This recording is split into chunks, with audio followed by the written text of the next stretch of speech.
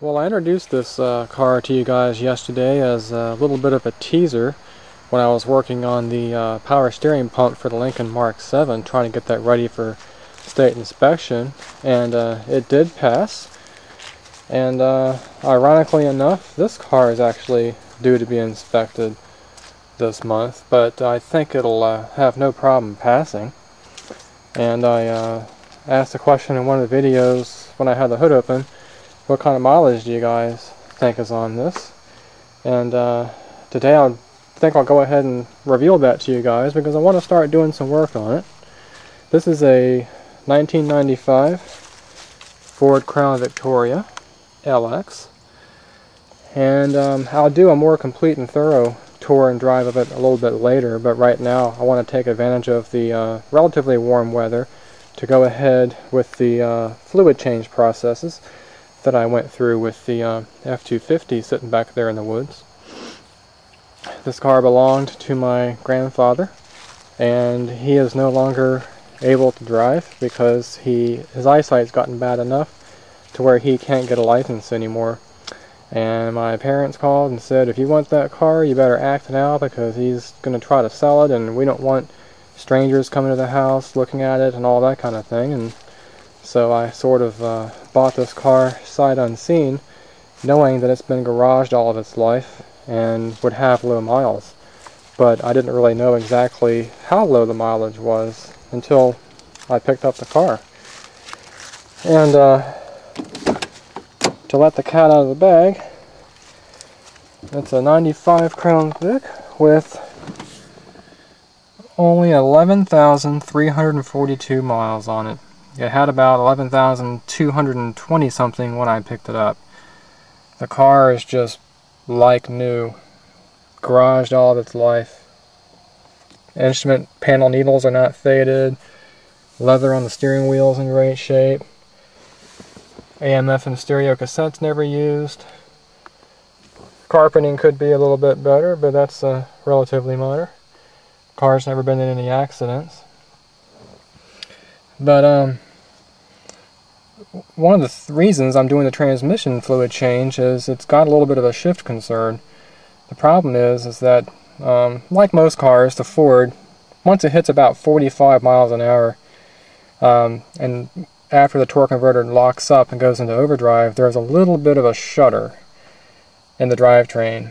And speaking with my parents about it, they're not sure that he ever got this car going that fast, maybe once or twice, but he mainly drove it around 30-35 miles an hour. So when I got it on the interstate to get it home, I basically was using a gear that the car never really used before. So I'm thinking that if I can, I'm thinking I might be able to address that problem with a transmission fluid change. I normally do change all the fluids just like I did in the F-250 when I get a used car, but because the mileage on this thing was so low, I wasn't really planning on it, at least not immediately. But because the weather's good and because I have that shift concern, I want to see if I can address that.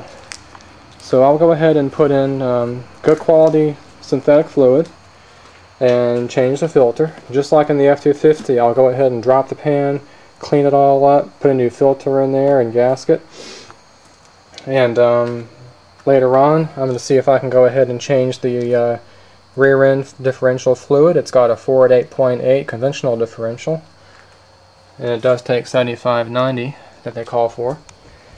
And I might be wrong about this, but I'm fairly certain that 1995 is the last year that Ford made these Crown Vics with the AODE transmission. I think in '96 they started using the 4R70W transmission, the wide gear ratio transmission. So I am relatively confident that this thing is going to have, because of that, it's going to have a torque converter drain plug, just like the F-250 does with the E40D transmission, and I can do a complete and thorough transmission fluid change, including flushing out the cooler and the radiator. And I'm hoping that putting new fluid in there, a nice quality synthetic fluid, and new filter, and also an inspection, I'll eventually be able to work out that torque converter shudder. It's probably, the best analogy I can come up with is if you have a manual transmission car or truck that doesn't get driven much, and you get a little bit of corrosion on the flywheel, you'll have some clutch chatter for the first few times you engage the clutch. That's exactly what this feels like once the converter locks up and the car goes into overdrive. And I'm hoping I can go ahead and address that without, God forbid, dropping the transmission altogether and changing out the converter and all that kind of nonsense, because that's a major, major job. But it kind of goes to show you that just because you have a low mileage car doesn't always mean that the car is going to run and drive like new. Cars are meant to be driven, and it's good to exercise them once in a while to get them up to the speed with which they're designed to operate. Otherwise, you do get quirky little problems like this. So to get prepared to change out the fluid, the car is cold. It's been sitting here for a couple of days. I'm going to go ahead and cold start it and get that fluid warmed up so I can change it, and then get it up on these race ramps. Let's see if I can do this, lift this hood with one hand. It does have the 4.6 fuel injected V8 with the, and I like this year Crown Vic or 4.6 because it has the aluminum intake manifold and not the composite one. So I'm sure there's not going to be any coolant leaks or catastrophic failures of this intake manifold dumping coolant into the cylinders. And it's got the 3G 130 amp alternator, which is nice. You can sort of see it on that sticker right in there. It's kind of dark, but anyway, everything is just in immaculate condition. So it's already had the oil changed. Converted that over to the Amsoil Synthetic 1040 high zinc. I couldn't resist. As soon as I got the car in the driveway, the engine wasn't even cooled down yet before I went ahead and changed the oil. I wanted to put this thing on the good stuff as quickly as I could. So let's go ahead and start it up, let you hear how it sounds for a little bit, and then we'll I'll come back and we'll get it up in the air and we'll drop that pan and see what's going on. See if I can get you, well, go in here and do it.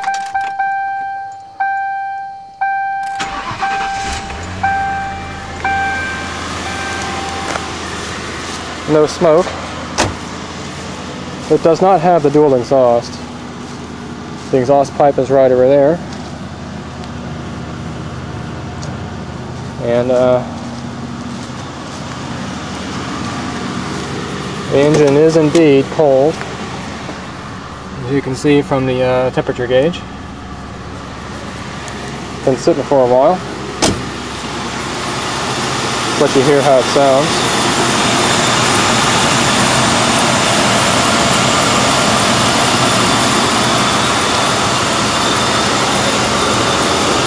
I'm not going to rev it up or anything because that's not good to do on a cold engine like that. Might wait a little bit later after it's reached operating temperature. I'm just going to let it go to its normal operating or normal warm-up cycle first. Got a little bit of a belt squeak. It's very humid out here. You can tell it's been raining and everything like that, so that might be the source of the squeak.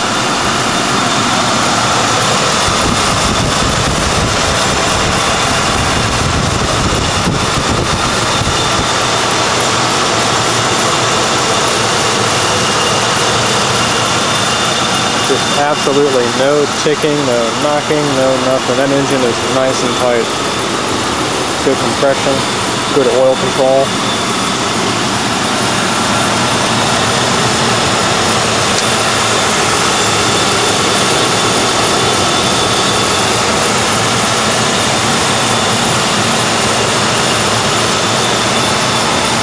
It does have the recall that was done on it a while back to address the cruise control deactivation switch concern that would cause a fire. That's already been taken care of by the previous owner. That's why this is here. It basically is a what it amounts to is they left the same switch in there. They put this kit in here, which is an inline fuse, kind of like a fuse link. So if that switch does short out, it blows the fuse link and avoids an engine fire.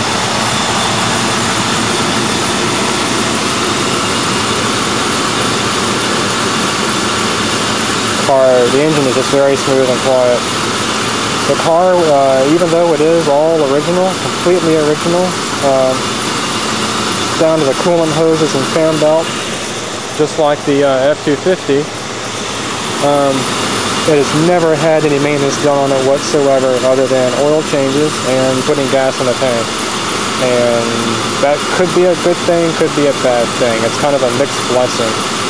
The coolant is very old, starting to smell like ammonia. That tells me that it's really reached its lifetime. I'm going to have to go ahead and change that. And the brake fluid is also very dark, so I'll flush that out as well too at a later date. These ABS modules and traction control modules are very expensive in these valve bodies, so you want to make sure you got good clean fluid in there all the time. But that's for another day. So just want to introduce you to this neat little car, this neat project. I'm going to go ahead and drive it around a little bit, warm up that transmission, and then I'll get it up on these ramps and we'll take it from there. Okay, now that the engine's at the proper operating temperature and transmission fluid should be at the right temperature as well, I'm going to go ahead and slowly get this thing up on the ramps, and I figured I would show you guys the process. I don't usually show it because I figured that it's pretty self-explanatory, but there's a little bit of a technique that I like to use to avoid launching the car over the edge of the ramps and into the other two cars, which would make for a bad day. But you guys might already be familiar with doing it, but I just wanted to show you guys what I end up doing. I like to use both feet, so it's in neutral. We'll go ahead and put it in gear now, and I'll use both feet on the gas, and one for the gas and one for the brake, because as you can see, just idling like this, the engine just doesn't have enough ass to get the car up the ramps.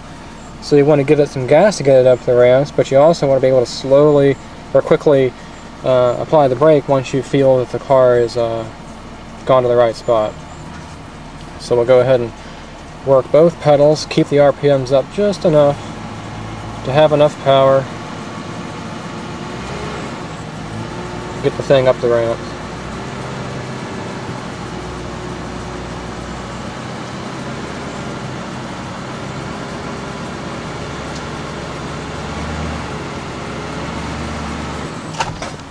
And there we go.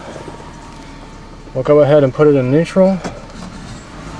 Let it fall back a little bit, and we'll keep the foot on the brake, and then we'll use the parking brake to actually hold it, and that'll take the stress off the parking pawl and the transmission.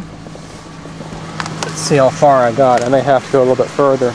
Oh gosh, yeah. Better safe than sorry. It's kind of a trial and error process to do this, but definitely worth being careful. Go ahead and put it in gear. Hold the RPM up.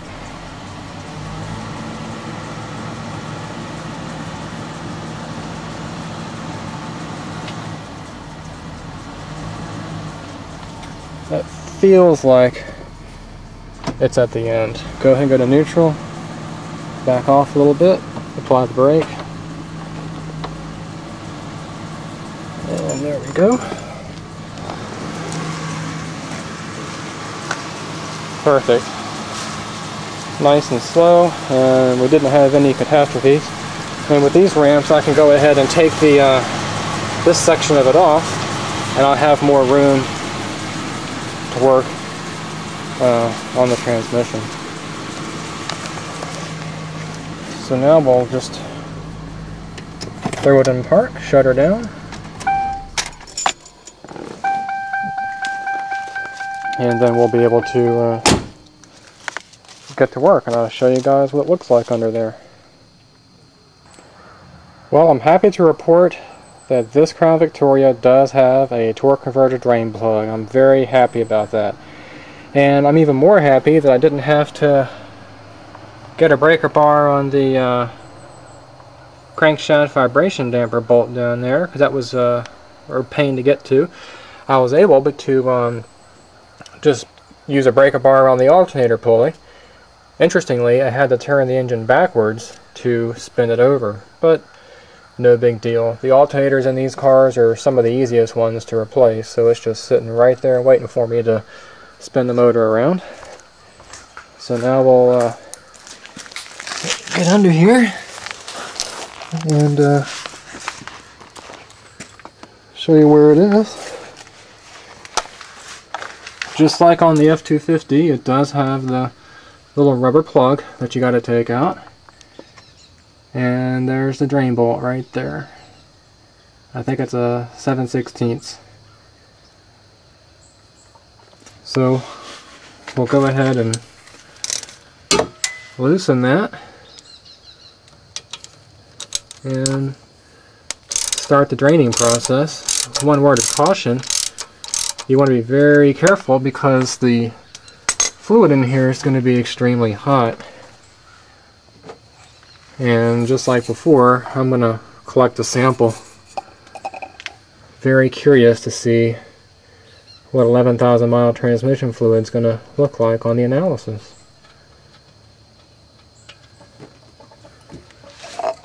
So it's draining out.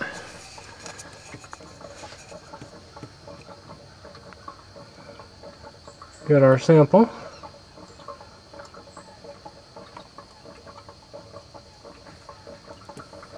And I'll just let that drain for a while. It's going to take a while for it to drain. And then we'll proceed to move backwards and drop that pan. But I'm very happy that I'm able to drain the converter on this car.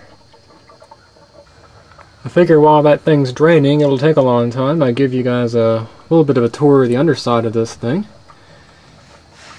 If I can get the light in the right position. Everything is just in great condition. Low miles. Look at that engine block. No rust or corrosion. Still got the original black factory paint on there, and it's in good shape. Not peeling off. Suspension system's in excellent condition.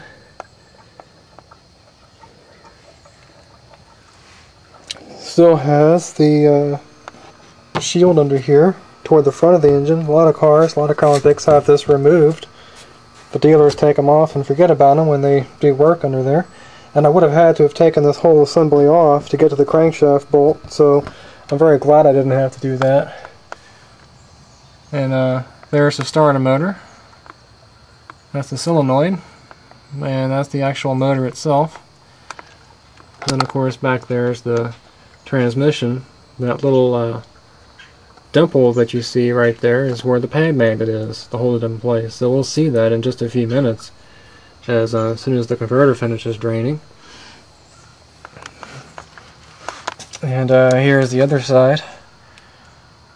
Shot of the frame there. All the parts are original. Original shock absorbers, original bushings, everything. A little bit of surface rust there, just from being in Virginia. I wish I had a lift. You guys could get a much better view of everything. But unfortunately I don't. And here's what that drain plug looks like out of the converter. Just a typical drain plug. So we'll go ahead and let that finish. Oh, it still has the original paper tag on the block of the engine. Those have usually rotted off by now.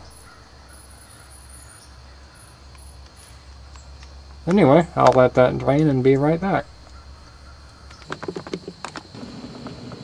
Just like before on the F-250, you want to loosen the pan bolts all the way around the perimeter except for the ones toward the front, because the car is up in the air tilting backwards, and we'll just go ahead and let that drain mostly while we start loosening up the bolts on the front, but not take them out all the way.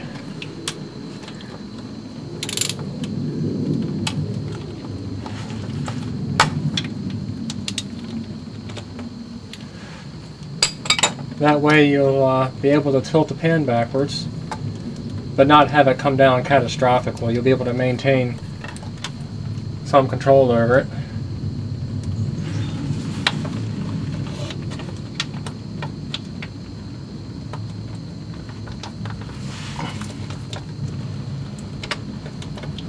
Starting to drain a little bit more.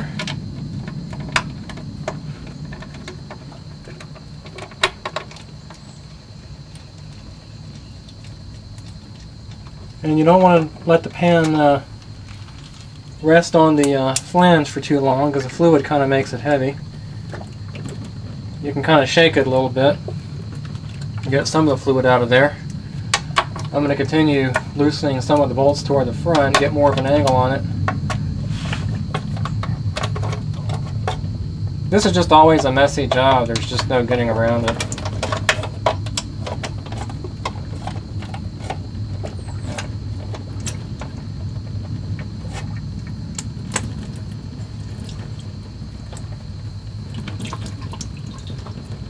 You just want to get as much fluid out of there as you can.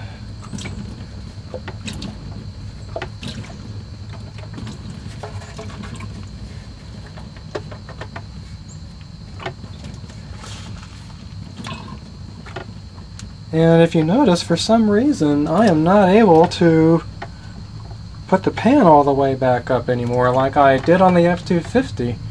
I wanted to mate the pan all the way up against the flange, but so I can take out the remaining fasteners, but I'm not able to. Makes me wonder if that filter came loose up in there, and that's part of my shifting concern there. Let's go ahead and press on. See what we got going on inside here. That concerns me a little bit, which is exactly the reason why you want to do this. You always want to drop the pan instead of just relying on a flush machine.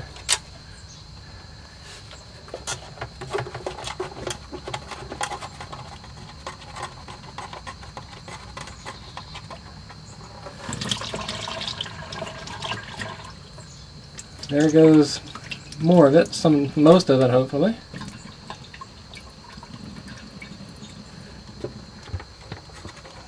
Well, now it went all the way up against the transmission. Strange. This pan's never been off of here before. Car's got 11,000 miles on it. Let's drop it and see what goes on inside.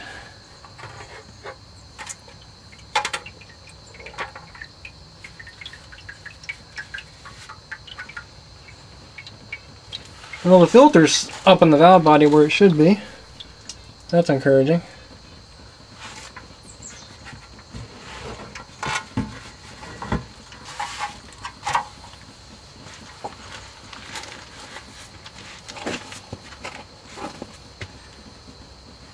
Now we'll take that pan out of here for the first time and show you what it looks like inside. And looks like I found the lollipop.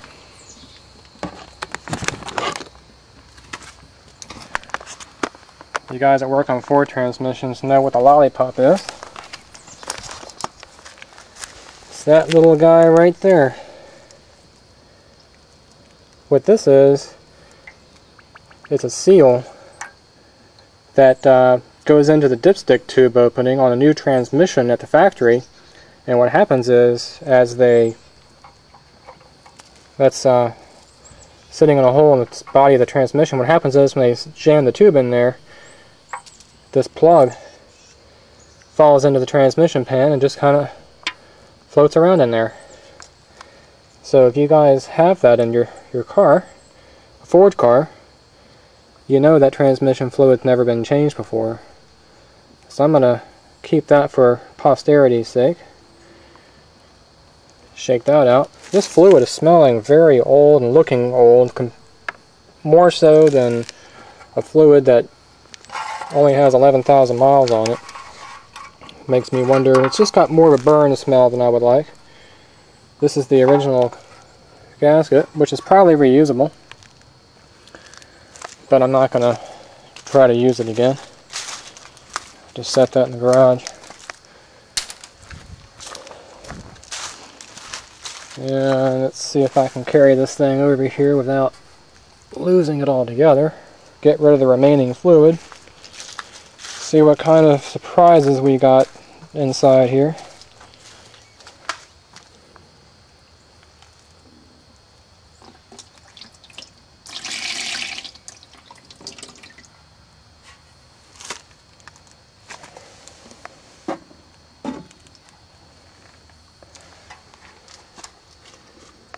Yeah, not too bad. Get it out here in the daylight. Got a little bit of debris right there. For some reason, not sure why it's there in that particular location. But there's a little bit of ferrous material you can see. A little bit of shiny stuff. There we go. But still fairly normal. Let me get we'll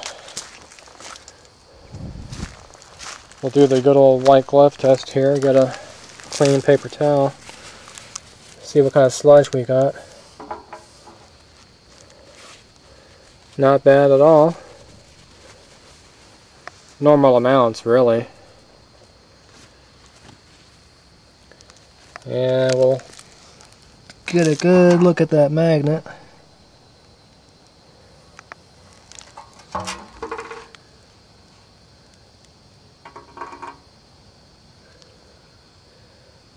More debris than I'd like to see at 11,000 miles. But not too much to be concerned about.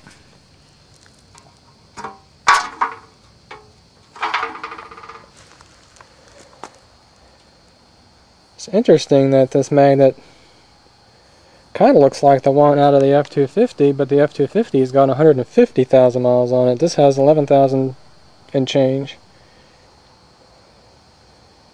I wonder if a lot of that just came when it was new, break-in.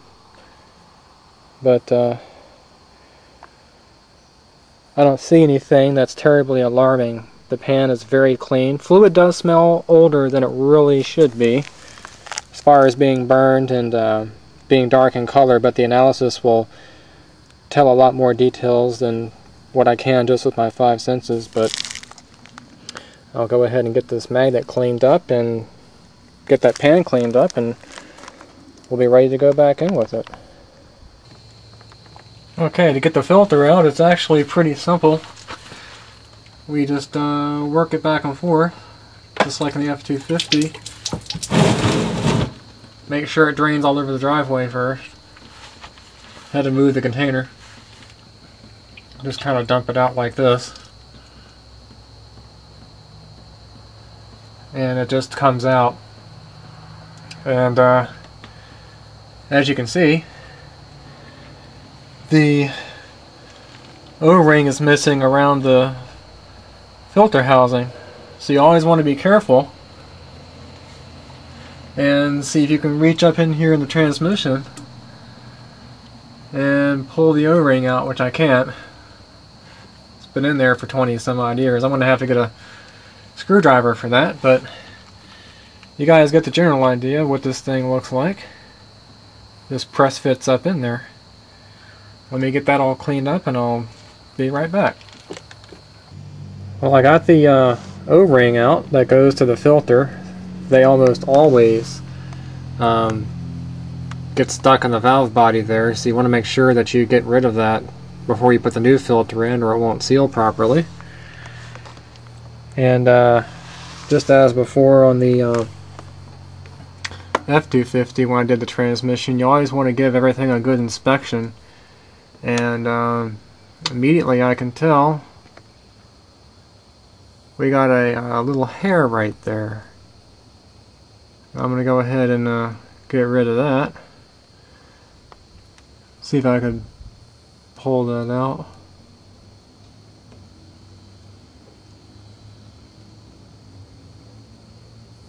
I've heard of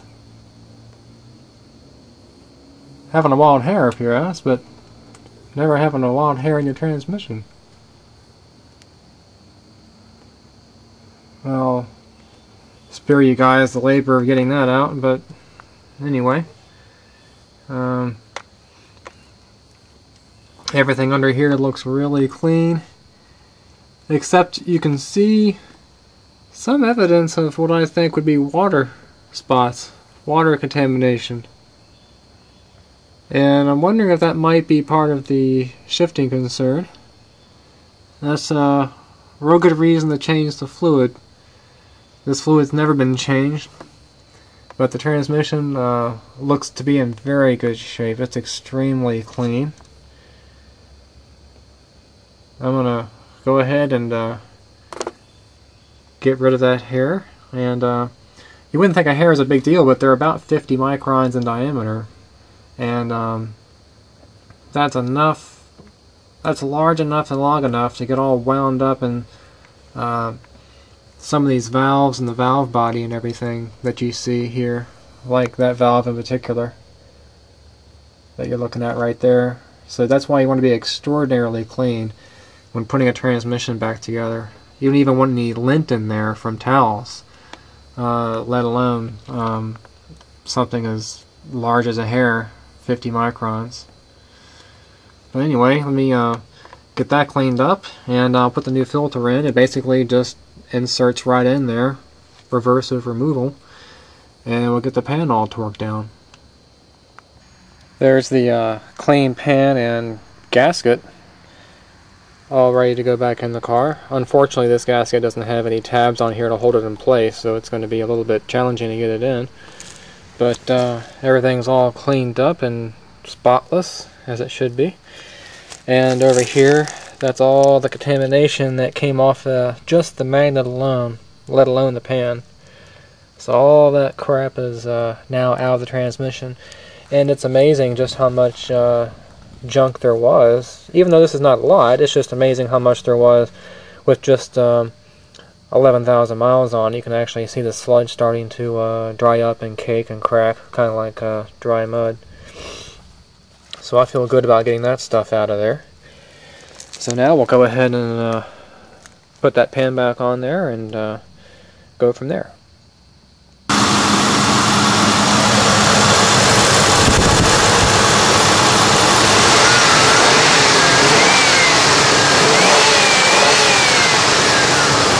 Running just fine. I just got the transmission put back together, and no leaks.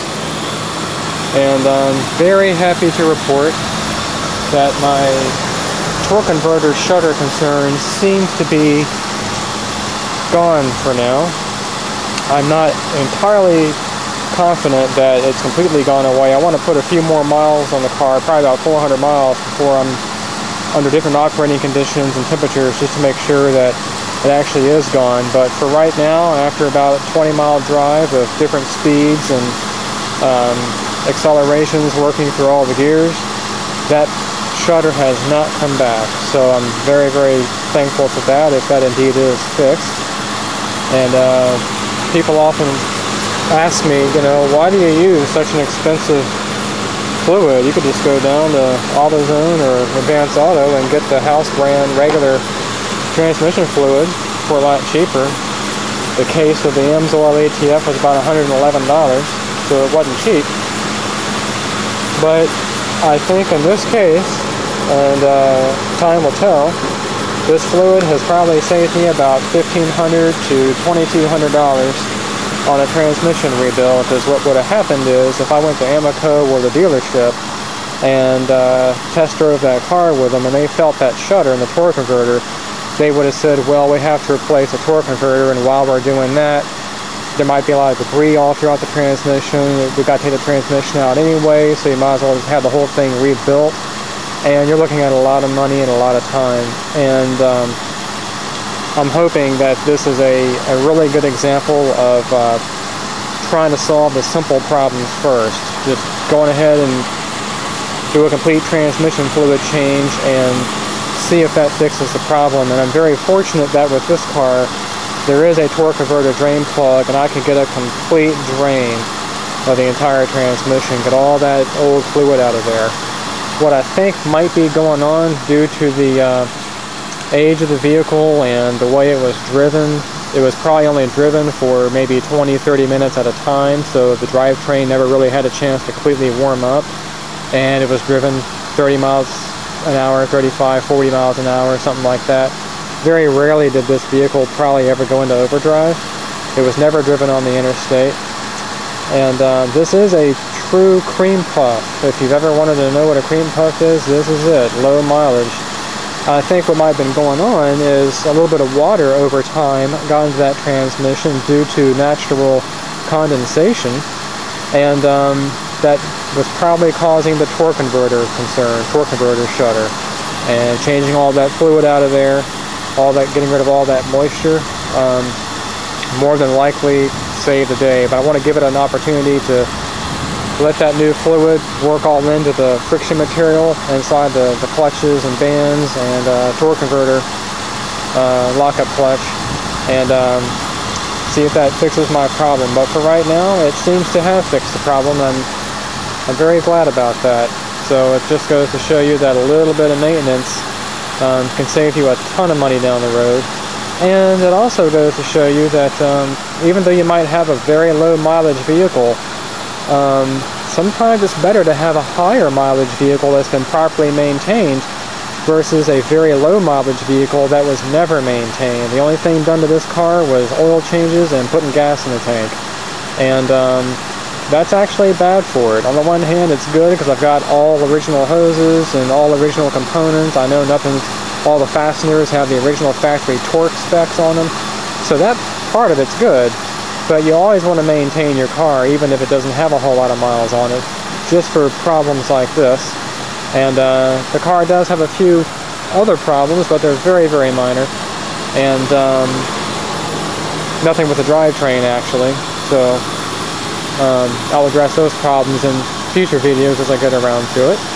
But for right now, next on the list, now that I got the car parked with the back end toward the breezeway area, I'm going to go ahead and get the back end lifted up and change that differential fluid probably sometime tomorrow.